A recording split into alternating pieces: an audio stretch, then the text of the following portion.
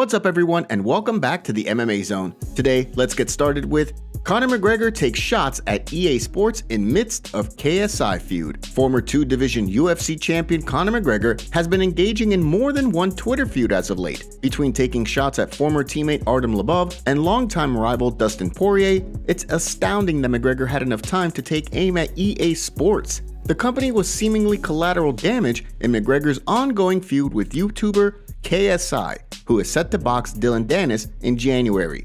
Back in 2016, when McGregor and Ronda Rousey were the cover athletes for EA Sports UFC 2, the Irish superstar was doing a promotional event for the game alongside YouTubers KSI and WS2. The trio made an appearance to hype up the game before then demoing it by playing one another. McGregor used a photo from the event on Twitter this week, calling himself the big bad boss of Burberry, while chastising the company for their recent releases in their franchise. So far, no response yet from KSI, who has been beefing with everybody, from McGregor and Dillon Danis to Anthony Taylor. With the boxing match between Danis and KSI rapidly approaching in the new year, the trash talk is sure to heat up as we get closer and closer to fight night. Back during the promotion for the game, the Notorious One was also seen playing the game alongside UFC President Dana White when the game released, as McGregor pitted himself against Dana, who picked Jose Aldo. The virtual fight between the two men ultimately saw McGregor pick up a win, and he then wound up taunting his boss. As a two-division champion, McGregor once again was the cover athlete for the games when the third installment came around. However, he has since been replaced with Jorge Masvidal and Israel Adesanya on the latest installment of the game. What do you think of EA UFC 4? Give us your thoughts on the game below. Alexander Volkanovski weighs in on Zabit Magomedsharipov potential return. Zabit Magomedsharipov is arguably one of the biggest what-ifs in the history of the sport. After joining the UFC in 2017 and defeating Mike Santiago, he earned Performance of the Night honors, kicking off a spectacular run with the promotion. Over the next 2 years, Magomedsharipov ratted off 5 more wins, including a main event victory over Calvin Kattar back in 2019 that positioned him near the top of the 145-pound division. After that, he was slated to fight Yair Rodriguez the following summer, but he was forced out of that bout and never wound up competing again. With health problems, it was believed at one point after finally recovering that he would go to medical school. However, news then surfaced from his manager Ali Abdelaziz that he was back training and in the USADA testing pool. At the time, back in February of this year, Abdelaziz planned to have a conversation with the UFC later in the week about his return. Speculation continued to surface, and UFC Hall of Famer Khabib Nurmagomedov even went so far as to say that the door to Magomedsharipov return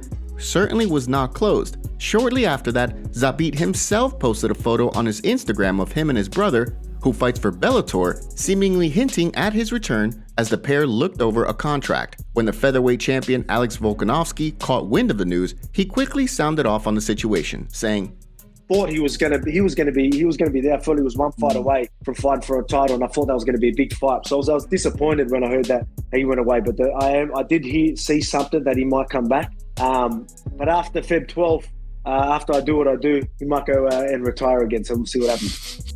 With all of the recent talk, do you think Zabit will actually return to the octagon? Or is all this talk just getting fight fans' hopes up? Give us your thoughts in the comments below.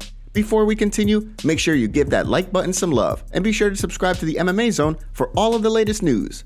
Neil Magny wouldn't be surprised if Jorge Masvidal gets title shot against Leon Edwards. With a clash between Leon Edwards and Kamaru Usman likely on tap for the new year, many have continued to wonder when the fight will be finalized. Just recently, the UFC officially announced its upcoming UFC 286 pay-per-view card in London, which was supposed to be headlined by the Edwards-Usman trilogy fight. With no word on whether the fight would headline the card, many have been left to wonder whether Edwards will fight someone else on the March 18th event, or the promotion will finalize a fight with Usman in time. During a recent interview, Neil Magny, who is set to fight Gilbert Burns on the UFC's upcoming Rio de Janeiro card in January, revealed that he believes the BMF himself, Jorge Masvidal, could find himself in yet another welterweight title fight. He spoke in an interview with Sportskeeda, saying, If guys are able to sell pay-per-views and put on a good show, that's the fight to make. So right now, with all the speculation going around whether or not Usyk is going to fight in March or not, I could definitely see Masvidal swooping in and having a third title shot, even though he's coming off 3 losses. The idea of Masvidal getting a title shot has drawn plenty of attention as of late. With Edwards sitting atop the division, everyone is eager to see the two square off and settle their long-standing rivalry. Despite that, many don't feel he's deserving of a title shot just yet. With 3 straight losses, many, including Daniel Cormier, think the BMF needs to put together some wins before making his case for a title shot. What do you think? Will Mystic Neil Magny's prediction come true? Or will Usman and Edwards square off once more and leave Masvidal as the odd man out at welterweight? Give us your thoughts in the comment section below. Jeff Molina suspended by Nevada State Athletic Commission amid ongoing investigation into James Krause. UFC flyweight Jeff Molina has been suspended by the Nevada State Athletic Commission as part of the ongoing investigation into James Krause's suspicious betting activity in recent weeks and months. After the betting lines controversially swung the day of the Derek Minner-Shailan Nurdenbecki fight, Minner went down moments into the scrap with an apparent knee injury before losing via first-round knockout. Since then, an investigation has been opened into the suspicious activity, with the UFC's betting integrity partner and the FBI investigating. It seems like some serious punishments could be handed down when all is said and done. In the meantime, the Nevada State Athletic Commission revealed that it would suspend fighters who continue to train with Krause. However, he then sold his gym to prevent fighters who trained there from facing repercussions. Despite that, the Nevada State Athletic Commission has suspended Jeff Molina. With few other details made available, fight fans have been left to speculate as to why the flyweight has been suspended. Some have suggested that he may have remained close with Krause and chosen to stick by his coach. Others have speculated that there could be more afoot, given that Molina was also part of Krause's gambling Discord server. According to reports, Molina's suspension is filtered under uncategorized in the commission's online database. In addition, when Nevada State Athletic Commission Executive Director Jeff Mullen was asked about the situation, he declined to comment on the suspension until, quote, the meeting support material is released. This comes on the heels of the flyweight withdrawing from his upcoming fight with Jimmy Flick on January 14th.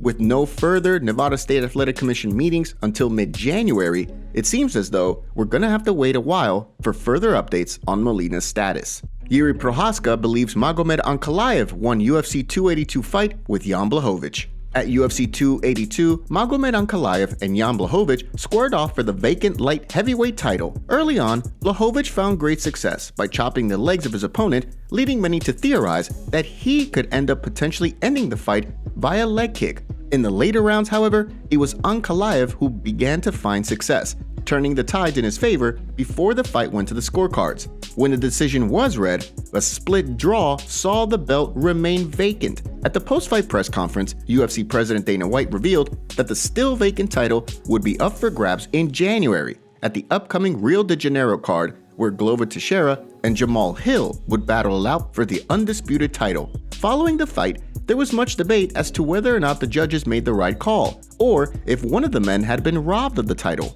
The way former champion Jiri Prochazka sees things, the fight should have been scored in Ankalaev's favor. 100%. Like everybody see that. So watch that. Ankalaev he was 100% like winner, but it was really close. It was really close, and I'm very appreciated that he showed a big warrior spirit, because his leg was that, and he showed really nice heart in that fight. When it came to Blachowicz, Prochazka questioned why the former champion didn't do more to try and secure a finish. Ultimately, however, regardless of how he feels about the scoring in the fight, he's solely focused on his return to the octagon. Although he's been advised to take up to a full year off, the former champion, who relinquished his belt when he was injured prior to UFC 282, believes he can be back training in just 6 months. Who did you score the Ankalaev versus Blachowicz fight for? Give us your scorecards in the comment section below. Thank you so much for joining us today. What do you make of what's going on in the fight world? Make sure to like this video and subscribe to the channel to stay up to date on all the latest news from the MMA Zone. See you next time.